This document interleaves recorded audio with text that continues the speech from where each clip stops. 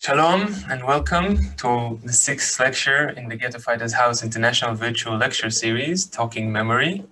My name is Itai Bar. I'm the Director of Marketing at the museum. First of all, I would like to thank the Derfner Foundation for supporting this lecture series that makes it possible for us to continue to bring internationally renowned speakers that have graciously agreed to share with our audience their research and their stories relevant to the history of the Holocaust and Holocaust memory, if possible. Thank you and have a pleasant evening. I would like to present our CEO, Mr. Yigal Cohen. Shalom and welcome to our international online lecture series, Talking Memory. My name is Yigal Cohen and I am the CEO of the Ghetto Fighters House. I'm honored and happy to welcome all of you from over 25 different countries around the world.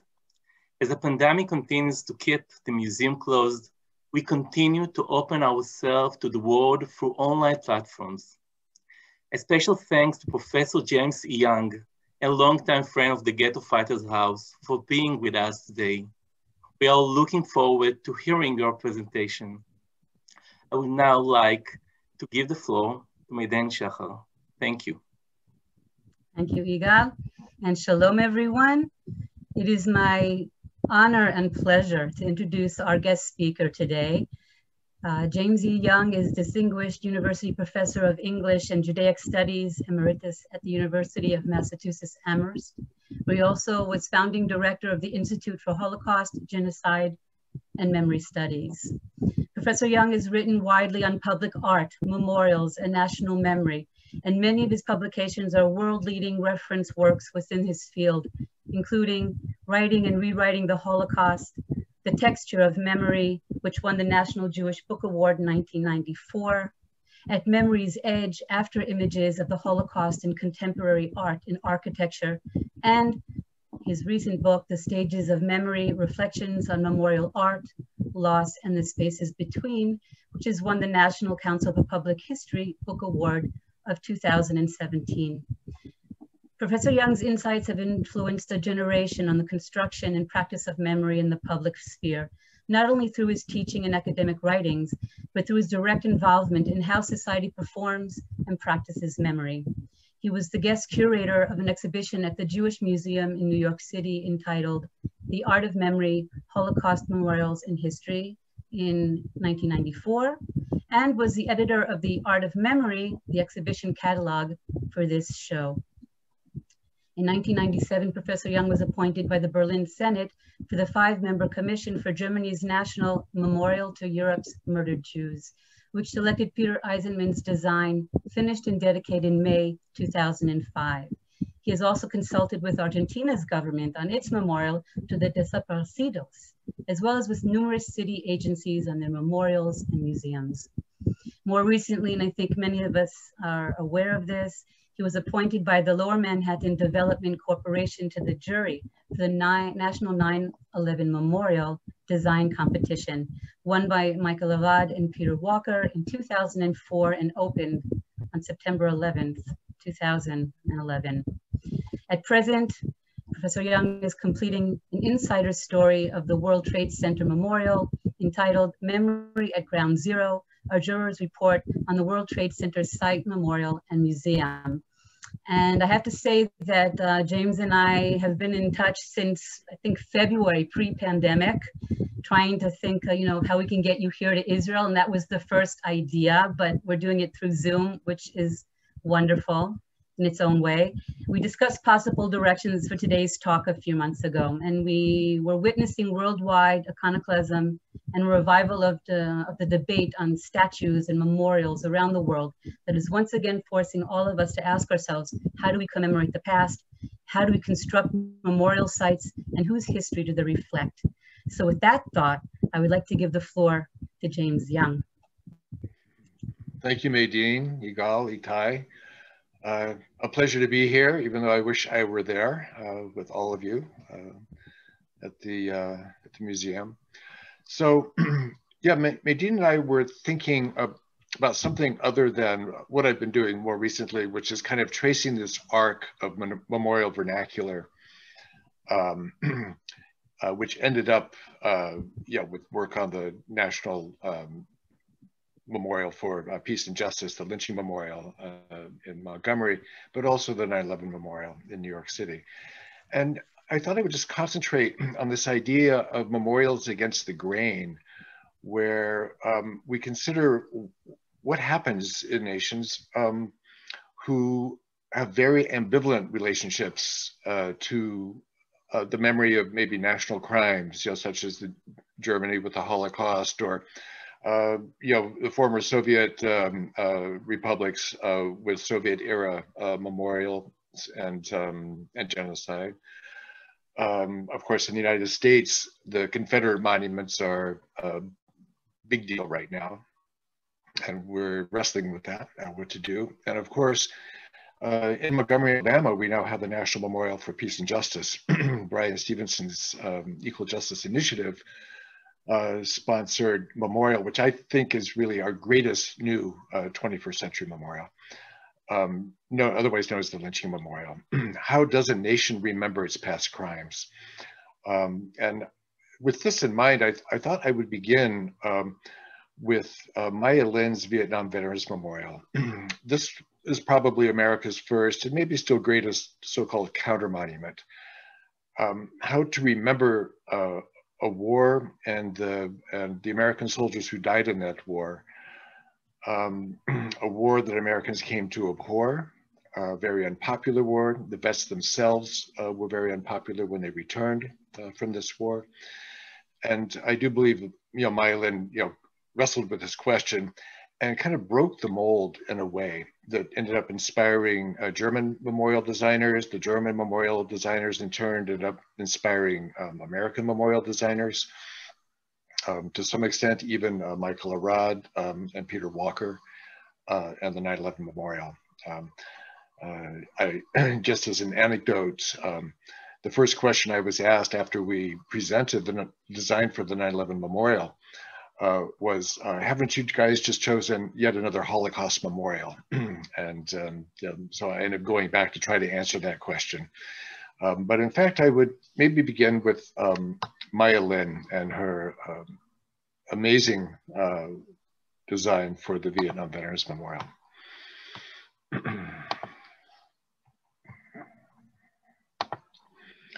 So of course, the Maya Lin story in this case begins on the Île-de-la-Cité in Paris at the Memorial for the Déportés, or the Memorial for France's 90,000 deported and murdered Jews during World War II. Maya Lin would spent her junior year abroad in Paris and told me a long time ago that she had in fact been inspired by both this memorial and a World War I memorial by Edwin Lutyens called The Missing of the Somme, of the Battle of the Somme. But this memorial in particular is really interesting when we begin connecting the dots. This is the outside. It looks a little bit different now. There's much high security now.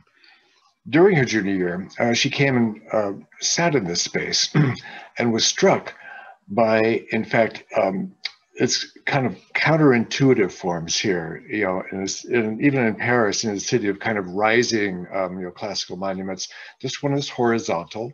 You have to enter by a very narrow passageway. The passageway and the design itself was described by Henri Pingouchon, the French architect who designed this in when it was dedicated in 1962. And I'm just going to read you his description of it. This monument was inaugurated on April 12, 1962 by General de Gaulle, President of the French Republic, as a place of contemplation and remembrance of the suffering caused by the deportation of 76,000 Jews, including 11,000 children. It was created by the architect Georges-Henri Pingouchon and depicts certain features that define the concentration camp environment: narrow passages, tight staircases, spiked gates, restricted views with no sight of the horizon, and frequent references to the triangle, the distinctive mark of the deportees. And Maya was also struck by the way that the space was carved out of the land, really a negative form, one of the very first negative spaces carved out. It blotted out the skyline. Only the spire to the Notre Dame Grand Cathedral is there in the background. All the views, horizons are blocked out except for this little window down here. And this window, kind of a grilled window, looks across the River Seine. Now, if you're on the other side of the River Seine, you see what looks like the prow of a ship. It's like a big jutting elbow. And this was inspiration as well, because of course we're sitting from inside that jutting elbow. And when Maya returned from Paris for her senior year at Yale School of Architecture, she took a monuments class. All of the class was asked to enter the competition for the Vietnam Veterans Memorial design competition in 1980. She submitted this design, which is gorgeous, as this is a pastel, and then described it as taking a knife and cutting it into the earth, creating a wound that would never heal. That is, she wanted to formalize America's terrible ambivalence about memory of the Vietnam Veterans War, and even memory of the American soldiers who fell. Still very raw, but something that the Americans had still not really come to terms with.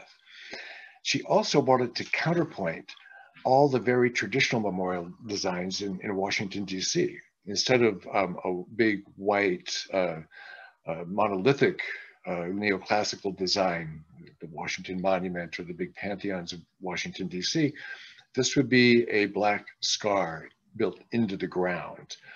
She will have taken a very traditionally aggressive military form, the flying wedge, the spear of the point of a spear, the tip of an arrow, really the most aggressive form in architecture, this jutting elbow. But instead of taking the jutting elbow, she's actually taken the elbow and then opened it up like this. And so that we're now inside the embrace of that obverse space. It's something that we now enter into. She's in effect carved a space into the ground that she hopes would open a space within us, for memory. So in this city of big white neoclassical monoliths, here is this scar. And again, her language is very interesting here. This is the language she used in the description itself, which opened up a whole way of thinking about memorials that we're now very familiar with, but which was not at all familiar to people at the time. She said, "I never looked at the memorial as a wall, as an object, but as an edge to the earth, an open side, so that instead of the positive V form like the jutting elbow, basically, she's just opened up that obverse space within it." Moreover, she described this in her original proposal as a memorial composed not as an unchanging monument, which is really important to remember, not as an unchanging monument, but as a moving composition to be understood as we move into and out of it. That is, as a monument is kind of fixed in space, this would now become a memorial that moves as we enter it and as we leave it. Basically, it would be something akin to memory by means of perambulation. And this concept of enlivening and animating the memorial spaces that we move into and out of became hugely important, for this generation of artists, especially in Germany, very suspicious of the fixedness and the static nature of traditional monuments. This is what they hated.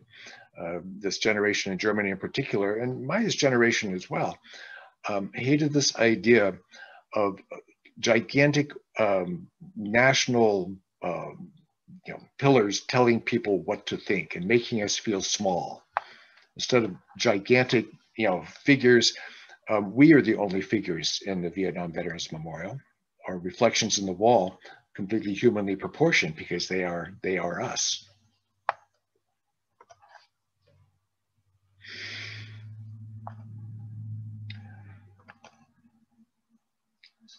And this was very moving for this generation of young German artists who were just coming to grips with how to remember, in fact, a terrible war perpetrated in the national name and obviously the mass murder of Jews during World War II in the national name. So the questions that they end up raising, again, they had artists like Horst Hoheisel, Jochen Gertz, and Esther Shalev Gertz, and many others have told me that, in fact, they really did see Maya Lin as kind of breaking the mold and providing a kind of vernacular for them that they, that they actually needed and began to run with and build on. So, for example, in the very first memorial competition for the Denkmal in 1995, Horst Hoheisel proposed taking the national monument, the Brandenburger Tor, and blowing it up, and then covering the whole space over in granite plates. How better to remember destroyed people, than by destroying the national monument. How to remember a destruction, a terrible destruction, not with the construction of yet another edifice, but with a new destruction, one destruction leading to another. Remembering the void left behind with voids now left in the landscape.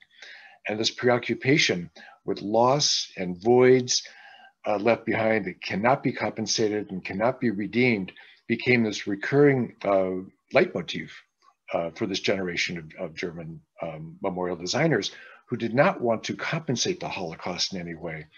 There could be no Wiedergutmachung. There could be no compensation.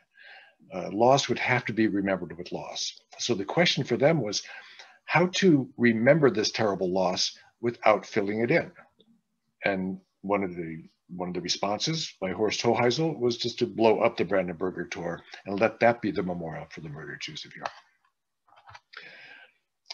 Even earlier on, 1986, this memorial was dedicated in Hamburg. It's fairly well known now, I think mostly by pictures and exhibitions and things. But I learned of this memorial just a year later, giving talks in Germany on memorial design when I met Jochen Gertz and Esther Shalev Gertz and Horst Hoheisel all at the same time. But they proposed, Esther Shalev Gertz and Jochen Gertz actually met in Israel at a kind of an earth art exhibition in 1980, probably was 82, I think. I know I was there then. And they collaborated on this proposal to two-piece and four-piece and against violence and war, a generic Holocaust memorial. They proposed taking this 12-meter tall lead-covered column and then inviting the citizens of Harburg and visitors to the town to add their names here to ours. And so doing, we commit ourselves to remain vigilant. As more and more names cover this 12-meter tall lead column, it will gradually be lowered into the ground, and one day it will have disappeared completely. And the site of the Harburg Monument Against Fascism will be empty. In the end, it is only we ourselves who can rise up against injustice. And this last sentence completely summarizes their generation's complete mistrust of the traditional monument. They are so consumed with the possibility that somehow, instead of using these monuments as inspirations, people will substitute action with the making of a monument. In the end, our monuments don't rise up against injustice. Only we can rise up against injustice. So by creating this vanishing memorial, not only would they commemorate a now vanished people, they would also commemorate the responsibility that we have for taking its place and for rising up against injustice. And in kind of in a capsule form, they thereby repudiate all the traditional notions of the monument as a static, inanimate, overweening, somehow a vehicle for the national government, to oppress and hold it over its citizens. and instead make the citizens the memorials for which they search. And so in the beginning, of course, everybody signed their names nice and dutifully, but within really a couple of months, swastikas began to appear, a lot of magic marker pen. It became kind of a screen for graffiti and filth. And when the town said, you know, we got to get rid of this, and the artist simply replied, well, you are getting rid of it. Every time you fill a 1.5 meter section, it will sink by that much, starting in 1986. And so with every sinking, the artists would show up and the TV cameras would show up, and the artists took great delight in watching the Germans bury their Holocaust memorial, get rid of the Holocaust memorial to the people they had actually gotten rid of earlier.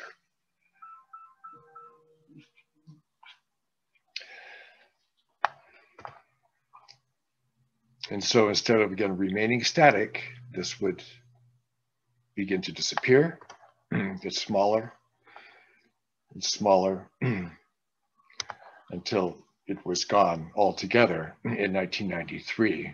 Buried finally, its last sinking, of course, on November 10th, Germany's great kind of anti-national day, if you will, the date of Wilhelm's abdication for World War I, the date of Hitler's 1923 putsch, the date the wall came down in 1989, and now this date. Now Kristallnacht as well, obviously, commemorated, you know, meant to commemorate Hitler's putsch. And now this has come down.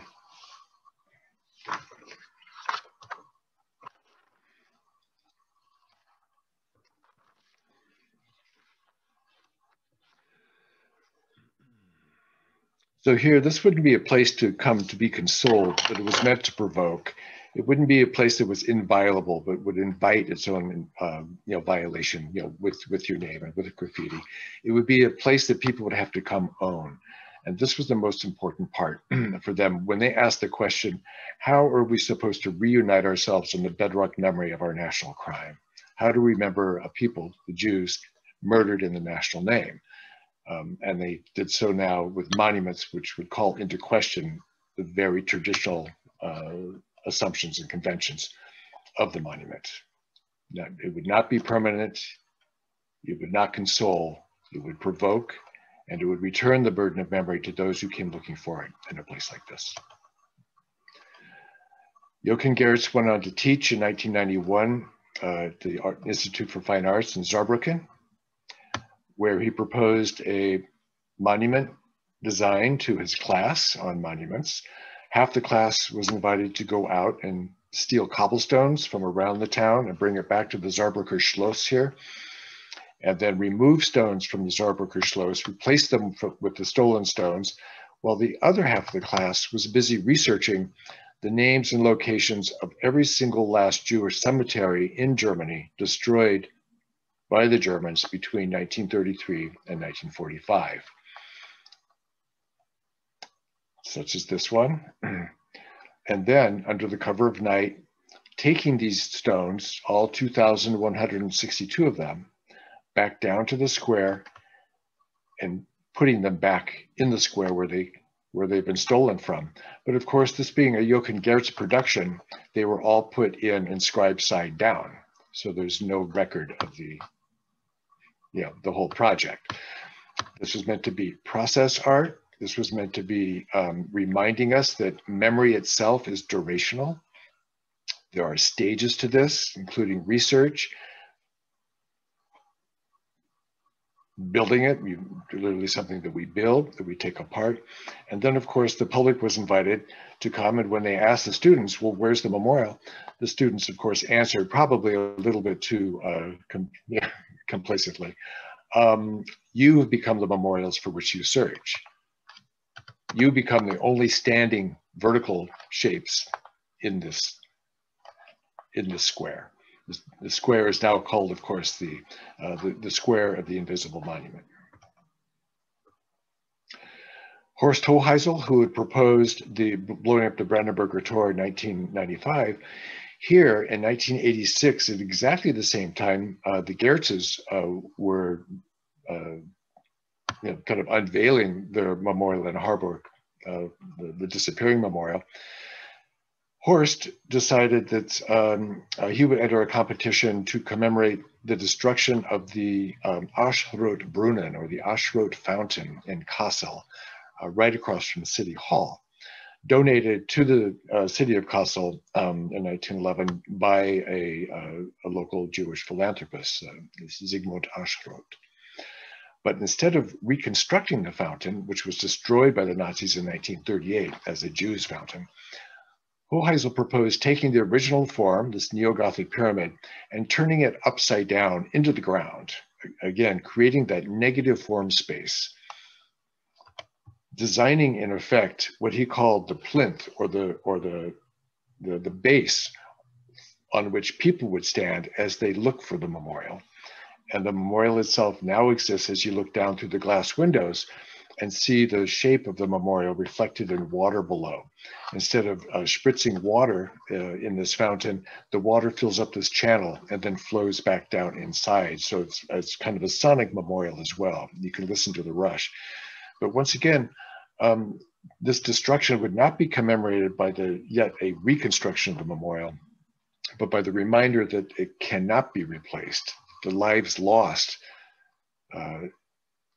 that this memorial would now commemorate cannot be replaced, and that we would now become the memorial forms for which we searched. And this was without any coordination with the Geertzes, but in 1986, both these teams of artists understood something after the Vietnam Veterans Memorial, and they wanted to challenge, just as Maya Lin had challenged all the conventional forms in Washington, they would now challenge all the conventional memorial forms of the West, basically, in order not to compensate this terrible loss with something beautiful, but in fact, even to suggest that it can't be compensated, and loss would now be remembered with loss.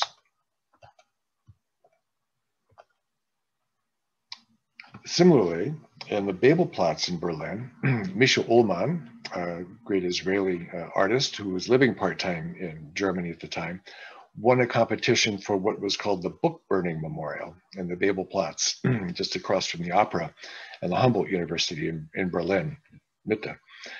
He proposed, of course, not a statue of books being consumed by flames, but something he called Bibliothek, which in this case was a room built underneath the Babelplatz, a window looking down into the room, and two steel tablets on either side.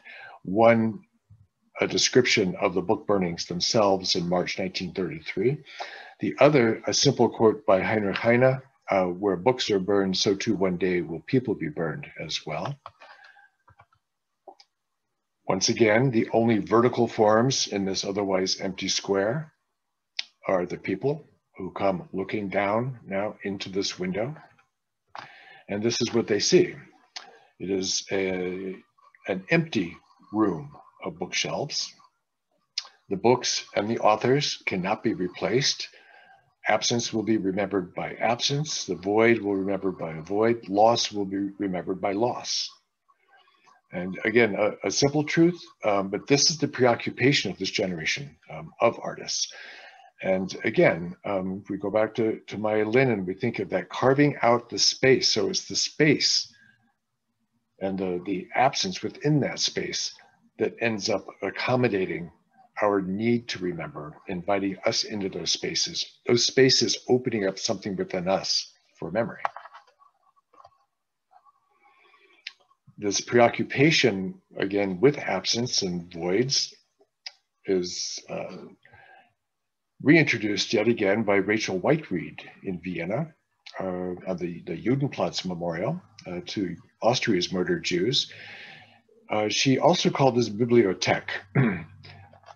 And this design looks a little bit like a cenotaph, but in fact, it's meant to be the material index of that space between the leaves of a book and the walls in a library. So imagine all the leaves, all the books turned toward the library walls, and just that space now filled with concrete, almost like that space turned inside out. And of course, Rachel Whiteread's earlier work was also very preoccupied with the space beneath tables, under chairs, at one point she won the 1984 Turner Prize for sculpture in England by filling an entire row house with concrete and then taking away all the walls and the wood and the stairs, leaving only the space articulated, by the concrete.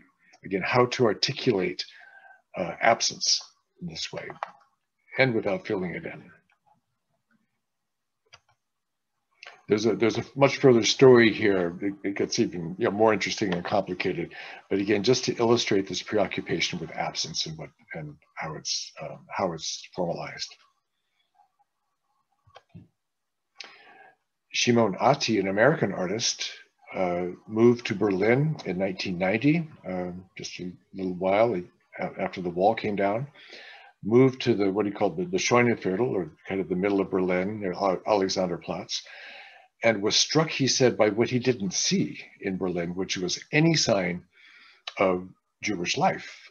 This had been a fairly very Jewish neighborhood, especially during the 20s and 30s, filled with stateless Jews, most of them Ostjuden, coming from Poland, without papers.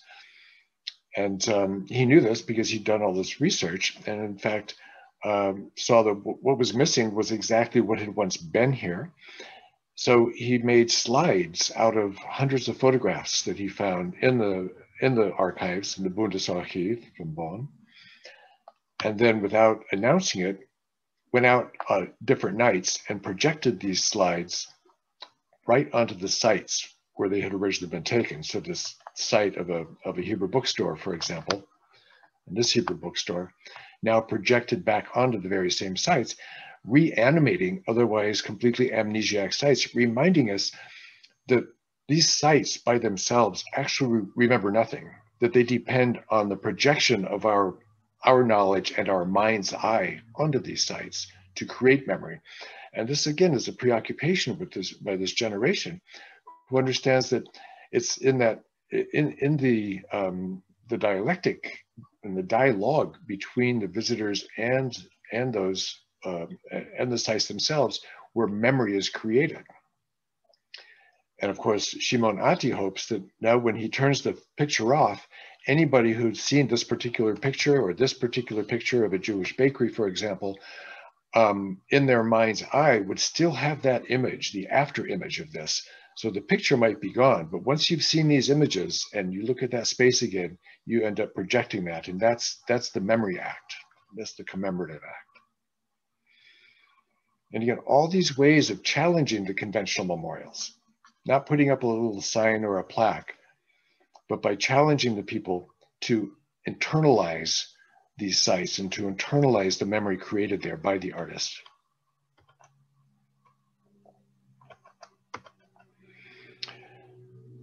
Now, the national memorial process for the Denkmal in Germany is a long and complicated one. The first competition, 1995 competition, failed. I talk about it at Memory's Edge, and the stories are pretty well known. But in 1997, in the spring, actually January, March, and then in April, the government ran a series of symposia to explain to themselves and everybody else what had gone wrong.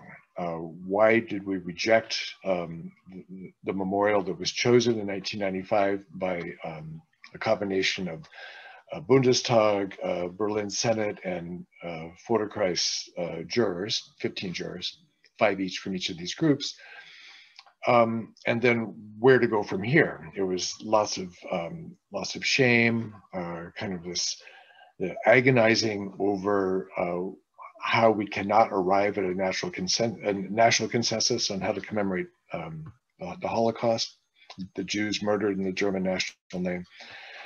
And so they asked me to come and give the last keynote at the very last symposium. About 1,000 people were there. I had actually curated the exhibition at the Jewish Museum, which had traveled to Berlin. So it was in this context as well. It was now in, my exhibition had gone from Berlin to Munich by the time I spoke in April 1997. But I basically tried to tell the story of Holocaust memory in Israel, in Poland, in the United States, kind of to put into context the way that every nation has its own kind of tortured relationship, with Holocaust memory. All the discussions around Yad Vashem, even discussions the Lochamei Ghetto, all the forms commemoration might take, the huge debates in the United States, the agonizing debates in Poland. And I said, and here in Berlin, the capital, of the country that perpetrated the Holocaust, you are trying to do something that nobody's ever done before. How are you supposed to reunite yourself in the bedrock memory of your national crime? How are you supposed to remember a people murdered in the national name? Where in Washington, D.C. is there even a pebble to commemorate the slave auctions that used to be held right on the National Mall, right in front of the White House, in front of the Capitol building? Not even a pebble to commemorate the Middle Passage. No country kind of builds its memorial culture, its memorial legacy on the memory of its national crimes. It's the ultimate against the grain thing to do. And it's no surprise that you're paralyzed.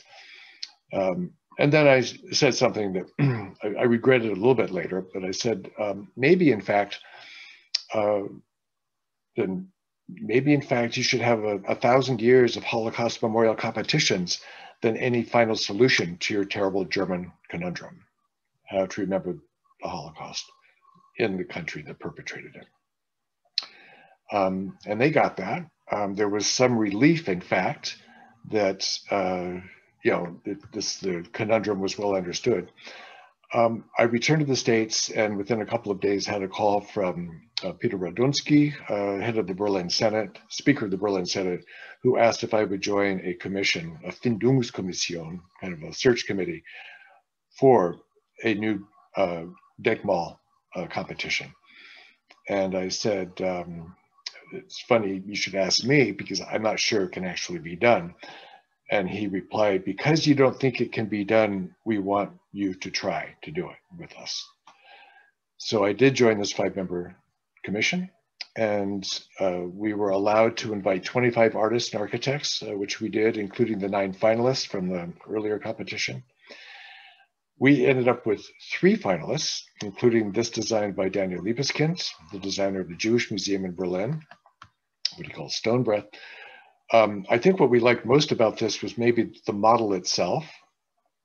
We liked the idea of a broken wall. We worried a little bit that this broken wall might be mistaken for fragments of the Berlin Wall, which came down in 1989. It kind of points or gestures toward the voids constituting, kind of the inner axis, if you will, of the Jewish Museum, which is built around 6 voids. And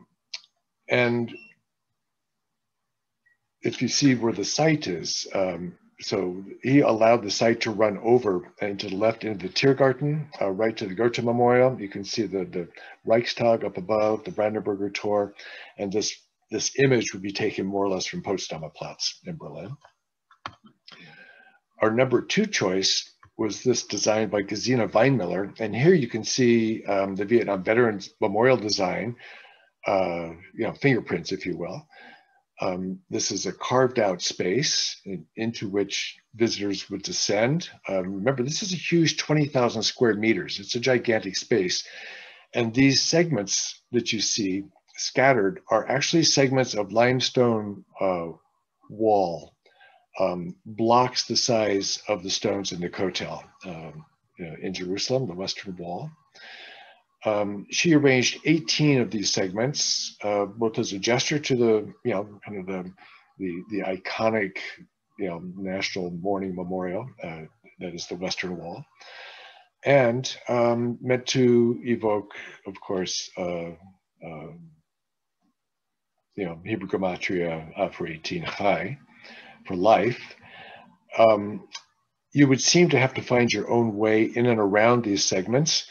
But if you walked along the parapet up above, to that right corner, these seemingly randomly arranged segments of wall would compose themselves into a Jewish star. And then as you continued walking, they would decompose, they would fall apart, which was actually the logic of this particular arrangement.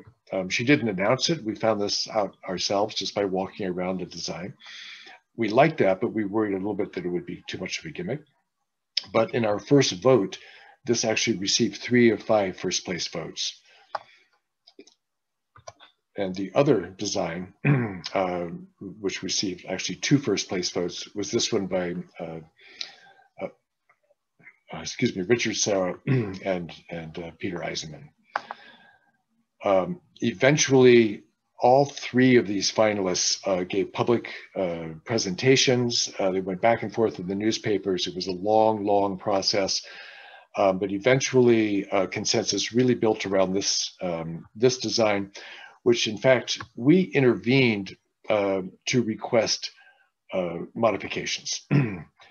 This was originally proposed as 4,200 stele, standing from ground level up to about 7 or 8 meters tall. We worried that they'd be dangerous, that kids would run out over the top and fall. It wouldn't just be a threatening memorial, but it could literally be a fatal, memorial. They were so tall that you could wander in and maybe get lost, never come out. And of course, part of the design was in fact to be threatening, to be oppressive. And Richard Serra was quite clear. He goes, well, my work is dangerous. It's inherently dangerous. It's Corten steel ellipses, the ones that occasionally fall over while they're installing them, are very dangerous. And this was part of the theme of the memorial. So we asked the team to pare it down, to reduce the number, reduce the size, to create a kind of an area around the edges and margins for commemoration. This was the site it was going to be installed in beforehand. Many people thought you should just leave that site empty, that would be the memorial. Of course, that preoccupation with emptiness and the void, finding voice here.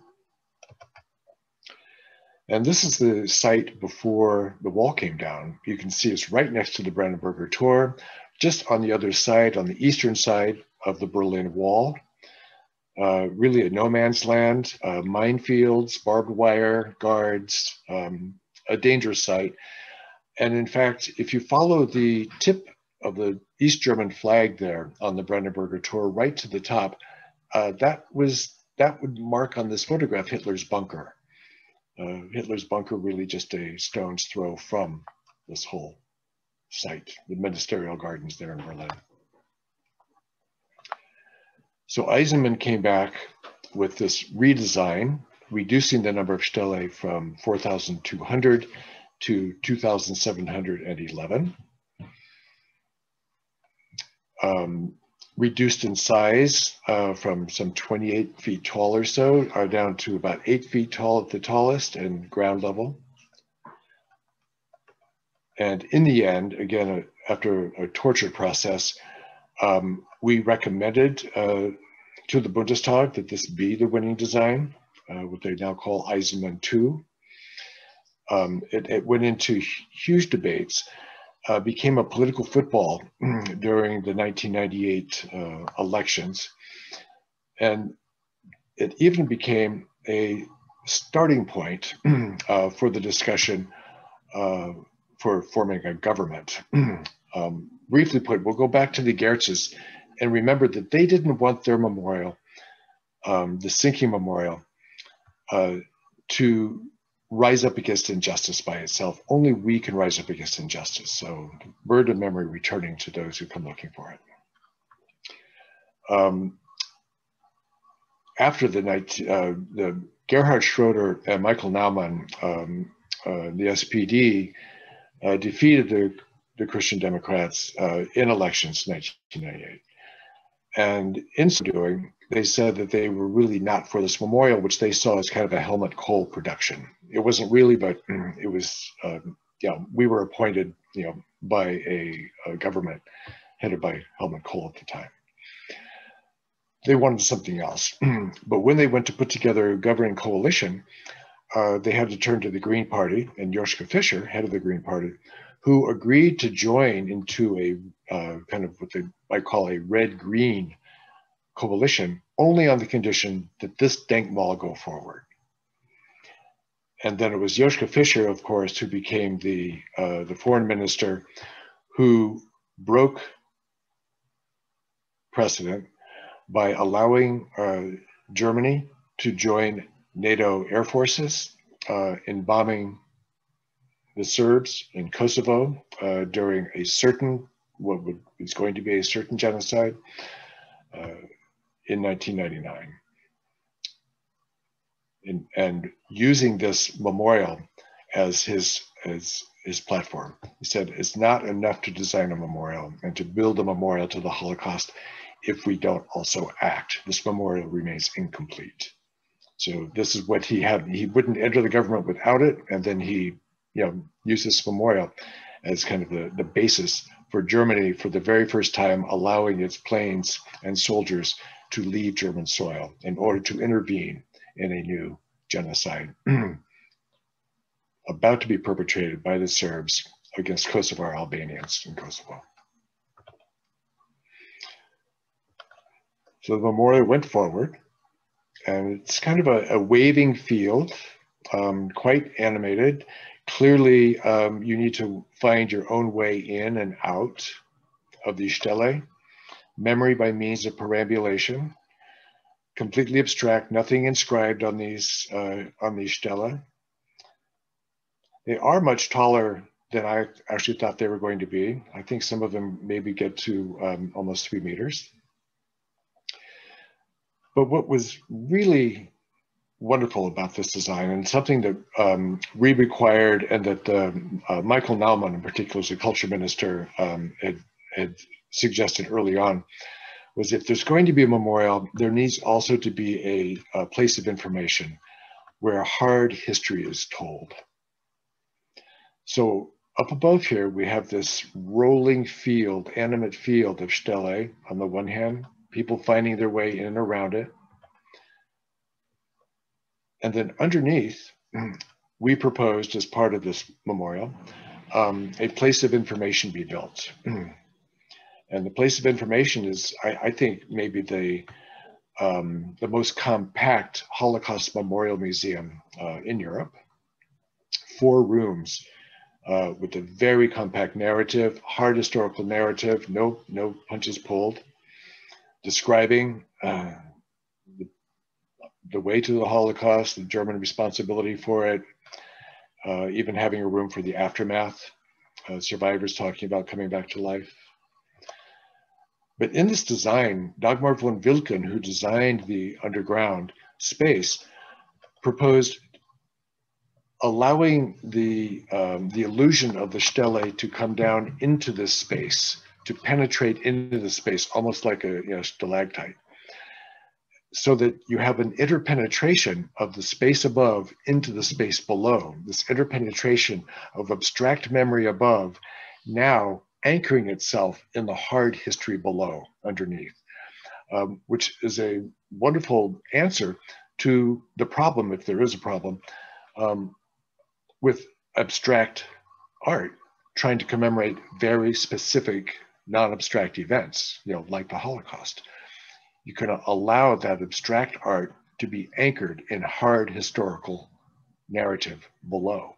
And that interpenetration, kind of the yin and yang of memory above and history below, of historical foundation, inspired in many ways several other museums, including, I have to say, the 9/11 Memorial and Museum in New York City, where the abstract reflecting absence fountains above are anchored in the hard historical museum below in much the same way.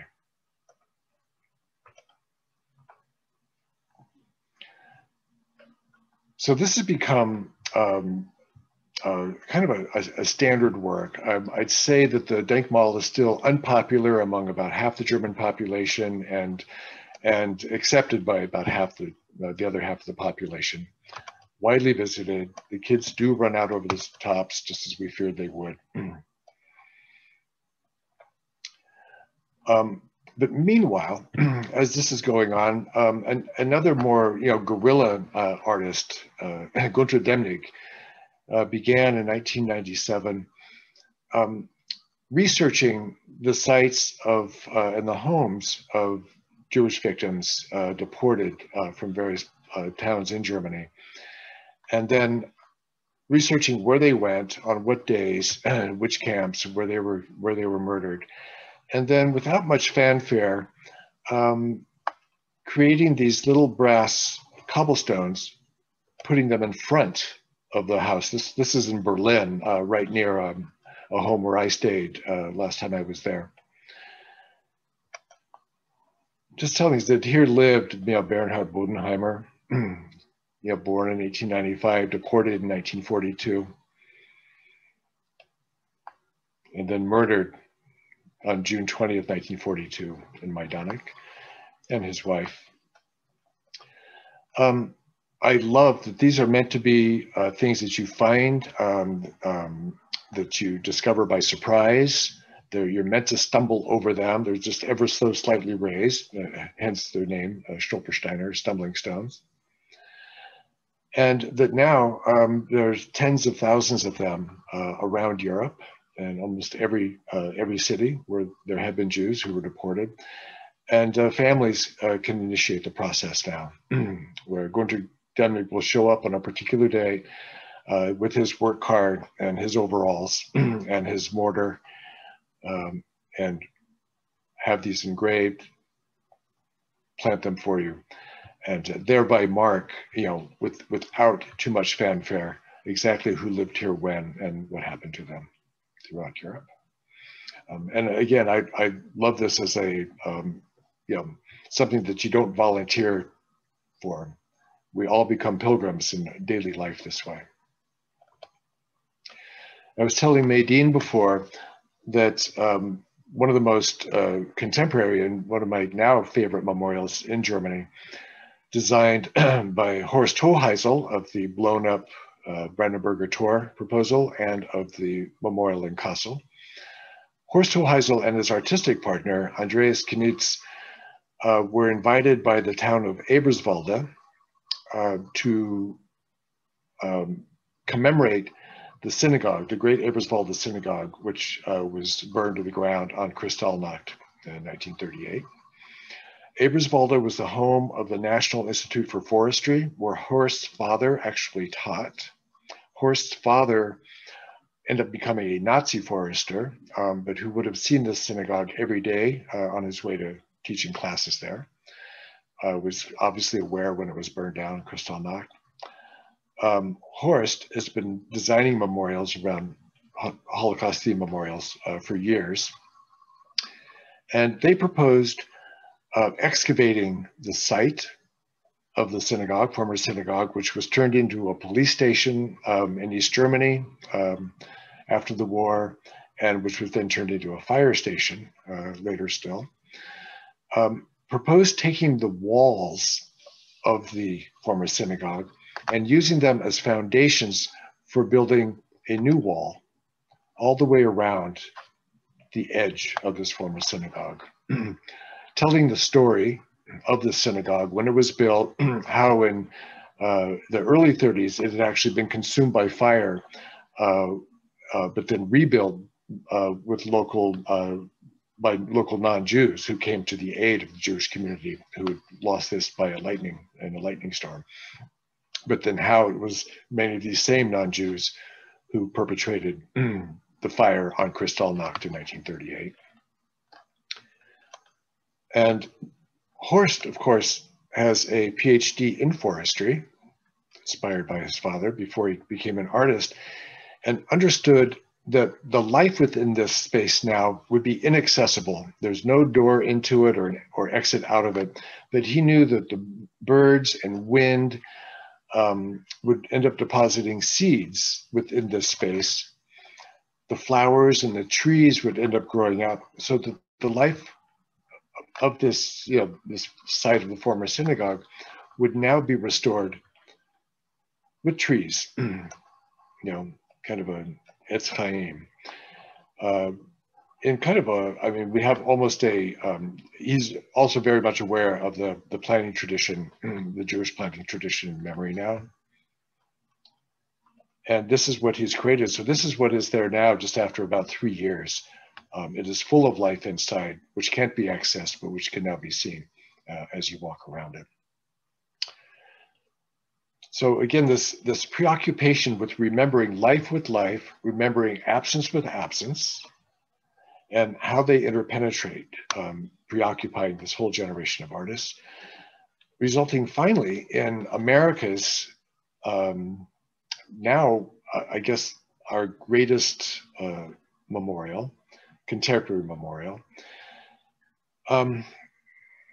Ida Wells, great African-American writer, late 19th, early 20th century, had once called lynching America's greatest crime. America's greatest crime, I would suggest now has and always deserved America's greatest memorial. This statuary greets you as you come into the space. Each one of these over 800 6-foot tall Corten columns, monuments, if you will, bear the name of a county in the United States where lynchings took place, one lynching or more. Each is inscribed with the names of the victims as well. Polk County, and then on the other side are all the names of the victims themselves.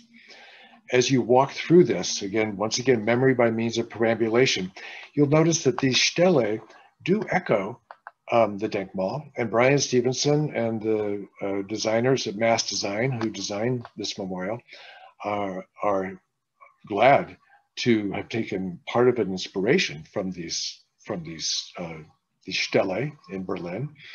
But now these stele, instead of being anchored in the ground like tombstones, are now anchored by the heavens to recall, obviously, the lynching victims themselves. And as you approach, the ground begins to decline beneath your feet, and these get higher and higher. So that quite literally, as you enter the space, they now go over your head, and you end up looking up above at these swinging stele. Very haunting, clearly commemorating lynching and the victims, naming them is crucial. Brian Stevenson seeing this as a memorial in the service of equal justice, his equal justice initiative, built this amazing memorial for peace and justice. But again, in that very contemporary vein, memory can never be a substitute for seeking justice or righting wrongs or stopping persecution, but now must culminate in action in seeking justice and intervening in persecution. So this is kind of the arc of a memorial form and preoccupation, where it's now ended up in this country. And I think is now maybe our greatest illustration of what memory against the grain will look like, and raises the question, of course, of what we do with all of our Confederate monuments, many of them coming down, many of them being repurposed. And it remains to be seen, I guess, what the next iteration of memory against the grain will look like. And with that, Maydeen, I guess I'll turn this back over to you and just really appreciate the chance to talk about this kind of stuff, which we're thinking about all the time anyway. Okay, well, first of all, thank you so much. Riveting. You talk about this arc. We're actually seeing it right now. There's so many questions, by the way. I don't know how we're going to get through them, but there are some interesting questions that I think would be good to discuss. Actually, there's one question, and I thought that you were going to talk about the 9/11 memorial, and I thought that would answer the question, but since there's a question by Sarah Gabai about the texture of memory that you mentioned, planting the trees in Israel as a memorial gesture. And she asks, forests in Israel are planted in memory of Holocaust victims. Are there any other memorials in the world where trees or gardens are planted in memory of groups of people who perished? Sure. Many synagogues in the States anyway have kind of a Gana Zikaron, as they will call it, with commemorative plantings, remembering life with life. And the very earliest really would be the forest planted to the 6 million between Jerusalem and Tel Aviv and the Judean hills there, not far from where the Megillat Esh, Nathan Rappaport's memorial, is kind of planted as well, remembering the victims of the Holocaust, with a tree planting, again, remembering life with life, repopulating, nature in Israel, if you will, with trees like this. And of course, the great memorial at Ground Zero, designed by Peter Walker and Michael Arad. Michael Arad had proposed the great voids reflecting absence. Peter Walker is a great landscape architect who was invited by Michael Arad to join his team to bring life to the plazas, which were kind of wide open. So now you've got these 200-foot square voids with further voids at their centers with the falling water. The voids volumes are now increased by the plantings of these white swamp oaks, which as they grow taller and taller will actually increase the volumes of the voids over time, but creating again that great kind of yin and yang between life, regenerating life, and voids recalling loss. And they're interpenetrating now. So the losses and the volumes of the losses become greater and greater the larger these trees grow over time. So there is that tradition, which is one of the reasons that I like Horst Hoheisel's Eberswalde Synagogue Memorial so much.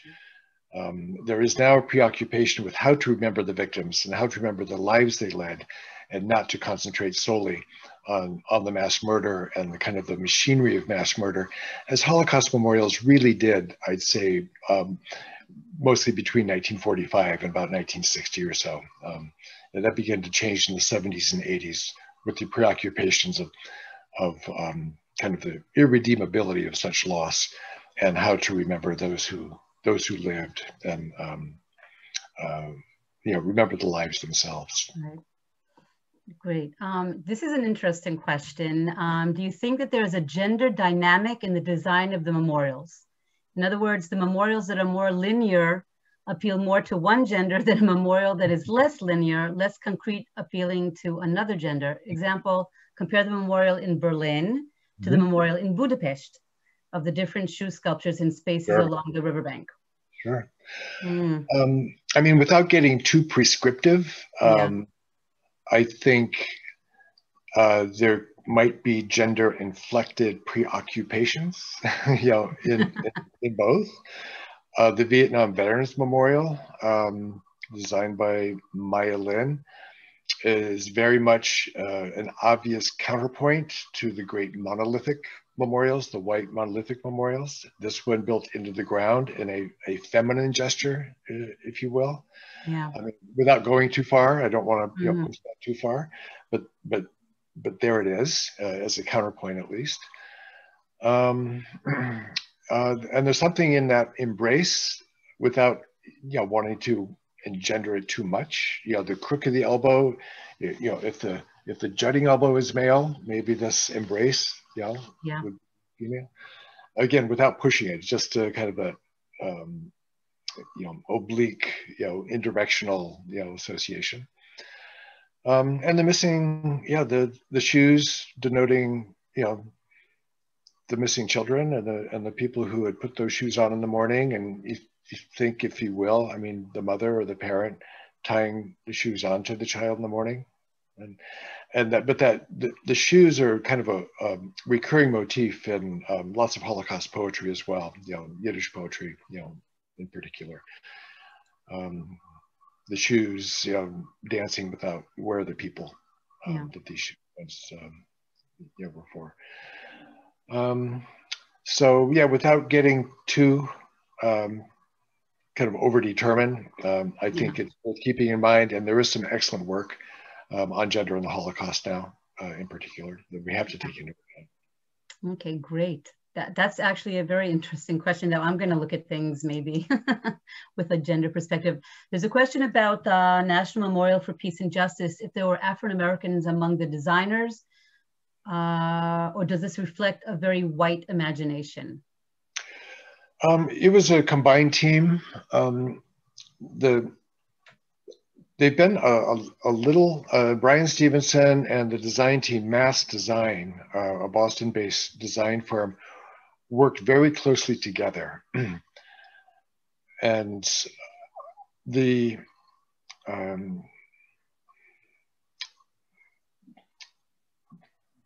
a little indirect as to being able to be, they're not pinned down very easily on whose idea these particular hanging monuments came from. So I wouldn't call it a result only of the white imagination, but I would call it a fusion of African-American experience and racial terror in this country, and the experience of racial terror by African-Americans, for whom kind of rooting these monuments in the ground would kind of miss the point of the hangings themselves and the lynchings themselves. So they're now being hanged from the heavens, if you will. There's an aspect of this which is also rooted in African-American history, which can't be missed. There are just over 800. I think there might be 804 of these monuments, Corten monuments, hanging here. Each one of these has a duplicate in a stack outside. When you go outside, you see them stacked there. Every county named on these monuments is invited to come reclaim its monument and take it back to the county and plant it somewhere in the county to create a monument in that county for the lynchings that occurred there. And this is a way to remember that if you go to the National Memorial for Peace and Justice and you see these monuments still in the stack, every county's monument that is still there means that that county hasn't reclaimed yet ownership of that lynching. And the memorial thereby becomes a bit of a pointing finger, just to remind the contemporary world to take ownership. Again, this is not to take responsibility for the lynchings, but it is to take responsibility for the memory of the lynchings, and that's our contemporary mission. So this could be anchored in African American experience, I think. Yeah, there's a question by Jackie Feldman. So he wants to know how much social media is going to affect future monuments and our. I'm trying to look exactly what he wrote. Wait a minute. One sec. I'll be right there. Okay. He says, how does the proliferation of social media, for example, mapping the names for established diner, virtual reality change the function of monuments? It adds kind of an echo, creates maybe even a little bit of an echo chamber, but it also extends the lives of the monuments and kind of decentralizes them, so that people can now have the vicarious experience of visiting these memorials via social media, just as we used to visit them via books or scholarship or research. Nobody's traveling much these days, so this even our Zoom here becomes a bit of a substitute or an alternative for being in at the museum there. So it also creates a space where the control for interpretation kind of gets unanchored or untethered, from the site, which can lead to abuse, I suppose, as well as new kinds of learning. there's a way in which the medium itself, the social medium itself, now becomes the preoccupation. And so that it becomes more about the experience of seeing this thing vicariously than being in it. Yeah. So it becomes more in the communication of the memorials than the visceral experience the visitors have within. So I guess it doesn't have to be bottom zero sum. You can have both, but the more socially, the more available these are on social media, perhaps the fewer people will end up visiting these sites, or maybe social media will inspire people to visit these sites. And I think we're still trying to figure that part out. Yeah. Yeah. Yeah. Yeah, it is a yeah. I think I have one question because I really do have to finish up. I was reading about the Mendel Foundation that is now has a 5-year program, I think $200 million to rethink monuments and the future of monuments. What Fantastic. do you think about that type of?